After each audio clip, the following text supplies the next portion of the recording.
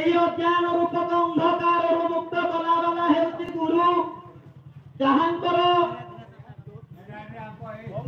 ପଦରେ ଆମେ ଯଦି ଶରଣ ଯିବା এই অজ্ঞান রূপক অন্ধকারটি দূর হইଯିବ। তেଣୁ କରି ବେଣୁଧର ପଦ୍ୟାବଳୀରେ ପଦେ ପ୍ରମାଣ ଦେଲା ଅଜ୍ଞାନତି ନିରନ୍ଧସ୍ୟ ଜ୍ଞାନଦମଂ ଶଳାକୟା ଚକ୍ଷୁର୍ମିଳିତଂ ଯେନ ତସ୍ମୈ ଶ୍ରୀ ଗୁରବେ ନମଃ। ସେଇ ଗୁରୁଦେବଙ୍କର ଯଦି ଆମେ ସେବା କରିବା ଠିକ ଭାବରେ ତାଙ୍କର ସେବା କରିପାରିବା ଏହି ଅଜ୍ଞାନ ରୂପକ ଅନ୍ଧକାରଟି ଦୂର ହୋଇ ଜ୍ଞାନ ରୂପକ ଆଲୋକଟି ଭାଗବତରେ ଅତି ବଢି ଜଗନ୍ନାଥ ଦାସ ନବାକ୍ଷର ଭୂତରେ ପଦେ ପ୍ରମାଣ ଦେଲା ନା ହରି ମନ ତତେ ଗୁରୁ ଉଦ୍ଧବ ତତେ ତୁ ପହଚାରୁ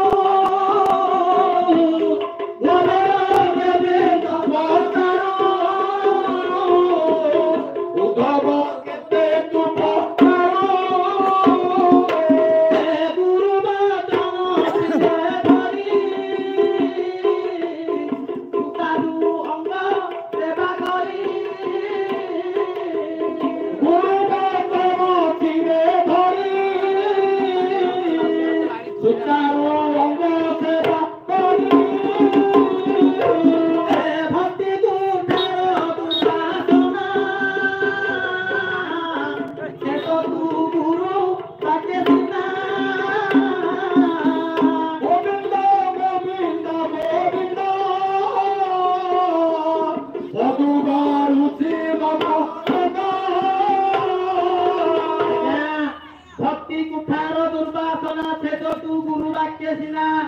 गुरु पाखरे भली भाव में सेवा करवा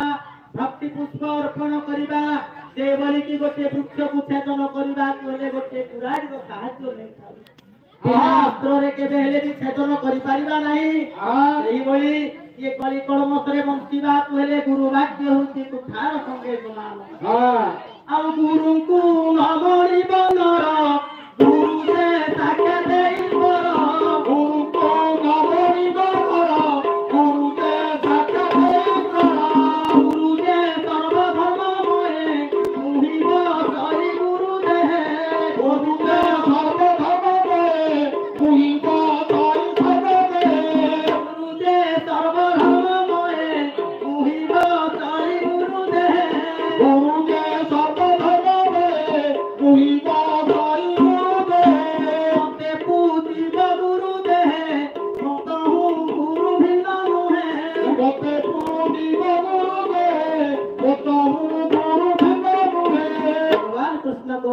उद्धव